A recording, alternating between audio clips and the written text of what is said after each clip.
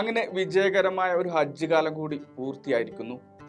കർശനമായ നിയന്ത്രണങ്ങൾ മികച്ച രീതിയിൽ ഹജ്ജ് പൂർത്തിയാക്കാൻ സഹായകരമായി. മലയാളി ഹാജിമാർ ഈ മാസം പകുതിയോടെ നാട്ടിലേക്ക് മടങ്ങി തുടങ്ങും.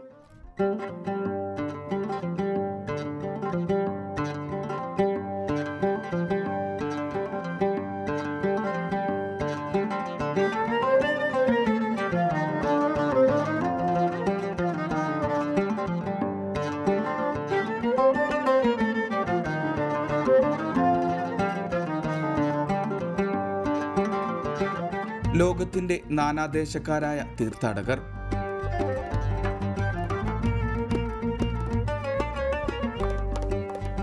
ആറു ദിവസത്തെ ഒരുമിച്ചുള്ള തിരക്കിട്ട കർമ്മങ്ങൾ, കാതങ്ങൾ താണ്ടിയുള്ള യാത്ര.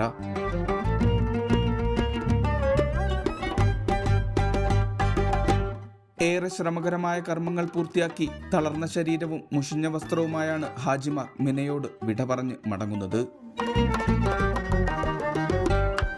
മഷാൽ നിന്നിപ്പോൾ എല്ലാം പൂർത്തീകരിച്ച് മിനയിൽ നിന്ന് 17-20 ലക്ഷത്തോളം വരുന്ന ജനങ്ങൾ, വ്യത്യസ്ത രാജ്യങ്ങളിലെ ആളുകൾ കൈകോർത്തുകൊണ്ട് അവസാനം മിന വിട്ടുപിരിയുമ്പോൾ ഞങ്ങൾക്ക് വല്ലാത്ത മറ്റുള്ള ആളുകളുടെ വിഷമങ്ങളൊക്കെ കാണുമ്പോൾ അവരിങ്ങനെ പൊട്ടിക്കരഞ്ഞുകൊണ്ട് എല്ലാം പൊറുപ്പിക്കാൻ വേണ്ടിയിട്ട് എല്ലാം റബ്ബിനോട് ഇങ്ങനെ ദുആ ചെയ്തുകൊണ്ടിരിക്കുന്ന അവസ്ഥ കാണുമ്പോൾ ഞങ്ങളും അറിയാതെ കരഞ്ഞുപോയി. ആ മിനയിൽ നിന്ന് ആ നിറകണ്ണുകളോടെയാണ് ഞങ്ങൾ വീണ്ടും അസീസിയയിലേക്ക് എത്തിയിട്ടുള്ളത്.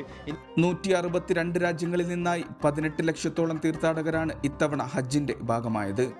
ഇതിൽ 1.25 ലക്ഷം ഇന്ത്യക്കാരും ഹജ്ജിനെത്തി.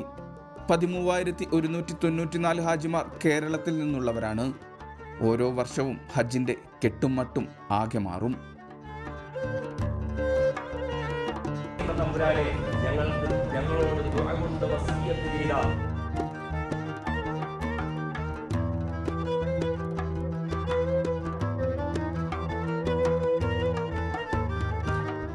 നല്ലൊരു ദീനീയ ബോധത്തിലും ഹലാലായ രീതിയിലും ജീവിക്കാനുള്ളൊരു തീരുമാനത്തിലാണ് മിനയോടും അറഫയോടും മുസ്തലിഫയോടും വിടവാങ്ങിയിരിക്കുന്നത്.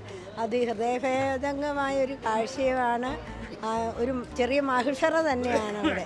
അള്ളാഹു പരസ്പര ആ സാഹോദര്യവും സൗഹൃദവും എന്നും നിലനിർത്തി തന്ന് എല്ലാവരും ഏകോദര സഹോദരങ്ങളായിട്ട് ജീവിക്കാൻ അള്ളാഹു തൗഫീഖ് ചെയ്യട്ടെ.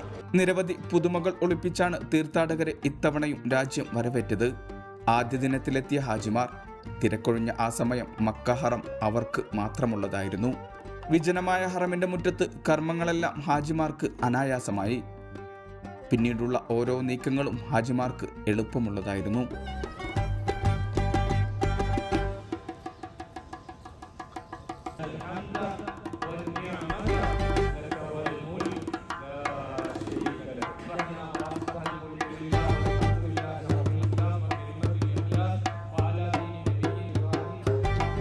നമ്മൾ തന്നെ വോളണ്ടിയറിങ് ചെയ്ത് മിനയിലും അറഫയിലൊക്കെ പോയി ഒരുപാട് ടയർഡായ സമയത്ത് നമുക്ക് പോലും ഈ ഒരു ഇതൊന്നും വേണ്ട, ഈ മന്തിയും ബിരിയാണിയൊന്നും നമുക്ക് വേണ്ട. നമുക്ക് എല്ലാവർക്കും വേണ്ടത് കഞ്ഞിയാണ്.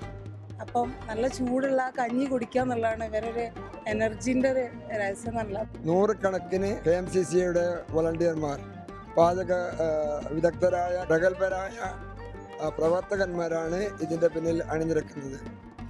അതുപോലെ തന്നെ ഞങ്ങളെ വനിതാ ടീം അവരാണ് ഇത് വിതരണത്തിന് ഏൽപ്പിച്ചിരിക്കുന്നത്. നമ്മൾ അറ്റ് എ ടൈം ഒരു 10-30 ആൾക്കാർ ഇവിടെ ഉണ്ട്. ഇതിലും കൂടുതൽ ഒരുപാട് ആളുകൾ നമ്മൾ ലേഡീസ് 100-ൽ പരം വരാറുണ്ടായിരുന്നു സാധാരണ ലേഡി അപ്പം കുറച്ച് നിയമപരമായ പ്രശ്നങ്ങൾ കാരണം തന്നെ എണ്ണം പരിമിതപ്പെടുത്തിയിട്ടുണ്ട്. തസ്രിയ കിട്ടിയ ആളുകൾ മാത്രമാണ് ഇവിടെ എത്തിച്ചേരുന്നത്. ഹജ്ജിൽ മിന തമ്പുകൾ എടുത്തു പറയേണ്ടതാണ്. കിത്താന കമ്പനിക്ക് കീഴിൽ മിനയുടെ മുഖച്ഛായ തന്നെ ആകെ മാറി. തമ്പുകൾക്കകത്ത് എത്രമാത്രം സൗകര്യങ്ങൾ ഒരുക്കാമെന്ന് നേരിട്ട് തന്നെ കാണണം. അറഫയിലും സമാനമാണ് ഒരുക്കങ്ങൾ. ലക്ഷോപലക്ഷം തീർത്ഥാടകർ ഒരുമിക്കുന്ന അറഫ മൈതാനം ഏറെ അണിഞ്ഞൊരുങ്ങിയിട്ടുണ്ട്. കാരുണ്യത്തിന്റെ പർവ്വതം എന്നറിയപ്പെടുന്ന ജബലുർ റഹ്മ കഴിഞ്ഞ തവണ എത്തിയവർക്ക് മനസ്സിലാകാത്ത വിധം മാറി.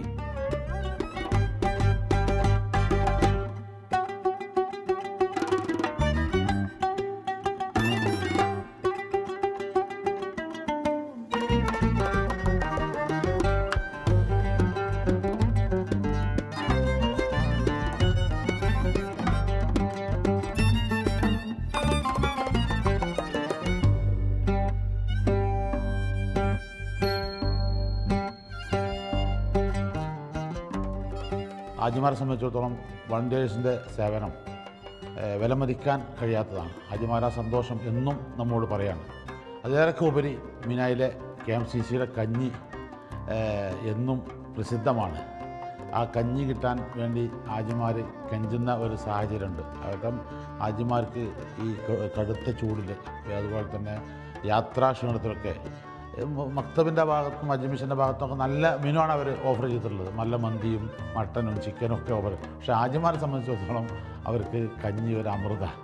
ആ കഞ്ഞി കിട്ടാൻ വേണ്ടി അവർ നമ്മൾ നിരന്തരം വിളിച്ചുകൊണ്ടിരിക്കുകയാണ്. കത്തുന്ന ചൂടായിരുന്നു പ്രധാന വെല്ലുവിളി. ശീതീകരണ സംവിധാനം മികച്ചതാക്കി. AI ഉൾപ്പെടെയുള്ള സംവിധാനങ്ങൾ തിരക്ക് കുറക്കുന്നതുൾപ്പെടെയുള്ള കാര്യങ്ങൾ ഹാജിമാർക്ക് എളുപ്പമാക്കി. ഹജ്ജ് എങ്ങനെ മാറി എന്നതിന് ഒരേ ഒരു ഉത്തരമേ ഉള്ളൂ. Nusuk card എന്നാണത്. ഹാജിമാരുടെ എല്ലാമുണ്ട് ഈ കാർഡിൽ. കർമ്മങ്ങളെല്ലാം എളുപ്പമാക്കുന്നതിൽ പ്രധാന പങ്ക് നുസുക് കാർഡ് വഹിക്കുന്നു.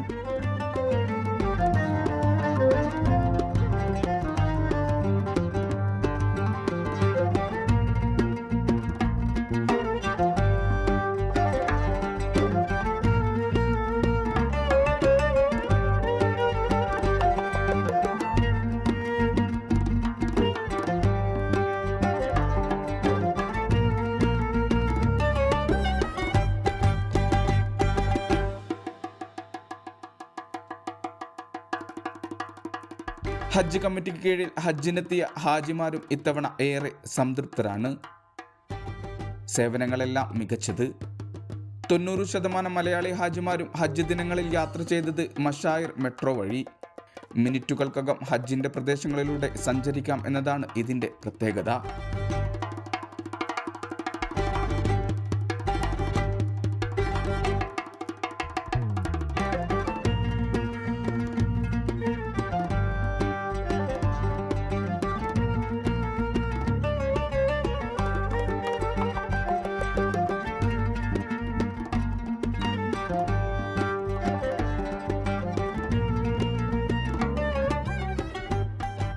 ഹാജിമാരുടെ മിസ്സിംഗ് കേസും നന്നേ കുറഞ്ഞു. കേരളത്തിൽ നിന്നുള്ള 4 തീർത്ഥാടകർ ഉൾപ്പെടെ ഏതാനും ഇന്ത്യൻ ഹാജിമാർ ഹജ്ജിനിടെ മരണപ്പെട്ടു.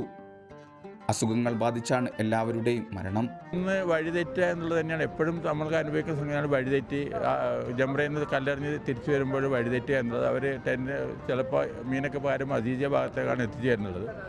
രണ്ടാമതുള്ളത് വയസ്സായ ആൾക്കാർ നടന്ന് ക്ഷീണിച്ചിട്ട് എത്തുമ്പോഴുള്ള പ്രയാസമാണ്. അപ്പോൾ വീൽ ചെയറുകളുടെ അഭാവം വളരെ അനുഭവിക്കുന്നുണ്ട്. ജംറയിൽ നിന്നും മറ്റുമൊക്കെ വഴിതെറ്റി അസീസിയ ഭാഗത്തൊക്കെ എത്തുന്ന ഒരു അവസ്ഥ ഉണ്ടായിട്ടുണ്ട്. അവരെ തിരിച്ച് ടെൻറ്റിലെത്തിക്കുക എന്നുള്ളത് തന്നെയാണ് നമ്മുടെ ഈ വർഷത്തെ വളണ്ടിയർ ആക്ടിവിറ്റിയിൽ ഒരു മുഖ്യമായിട്ടും നമുക്ക് ചെയ്തുകൊണ്ടിരിക്കുന്ന ഒരു കാര്യം. ആ ഒരു അവസ്ഥയിൽ അവർ വളരെയധികം ട്രെയിൻ യാത്ര ഒരുക്കിയിട്ടുണ്ടെങ്കിൽ പോലും ട്രെയിൻ സ്റ്റേഷനിൽ നിന്നും അവരുടെ ടെൻറ്റിലേക്ക് എത്താൻ പോലും അവർക്ക് സാധിക്കാത്തൊരവസ്ഥയുണ്ട്. ജീവിതത്തിലെ മുഴുവൻ തിന്മകളോടും വിട പറഞ്ഞാണ് ഹാജിമാർ ഹജ്ജിനോട് വിട പറയുന്നത്. ജംറ സ്തൂപങ്ങളിലെ കല്ലേറ് ഇതാണ് പ്രതിനിധീകരിക്കുന്നത്. ഞങ്ങളെ ജംറത്തുലൂല, ജംറത്തുൽ-ഉസ്ത, ജംറത്തുൽ കുബ്ര എറിഞ്ഞ് തിരിച്ചു പോവുകയാണ്. പ്രാർത്ഥനയൊക്കെ കഴിഞ്ഞ് തിരിച്ചു പോവുകയാണ്. ഇനി ഞങ്ങൾ തവാഫ് ചെയ്ത് കഴിഞ്ഞ് റൂമിലേക്ക് പോകും. ദൈവത്തോട് നന്ദി പറഞ്ഞ് കഅബയ്ക്ക് ചുറ്റും അവസാനവട്ട വലയവും പൂർത്തിയാക്കിയാണ് ഹാജിമാർ മടങ്ങുക. തങ്ങൾ അനുഭവിച്ച ഹജ്ജിൻ്റെ പാഠങ്ങൾ ജീവിത സാക്ഷ്യമാക്കണം. അത് ചുറ്റുമുള്ളവർക്കും പകുത്തു നൽകണം. ഇതാണ് ഹജ്ജ് പറയുന്ന കഥ.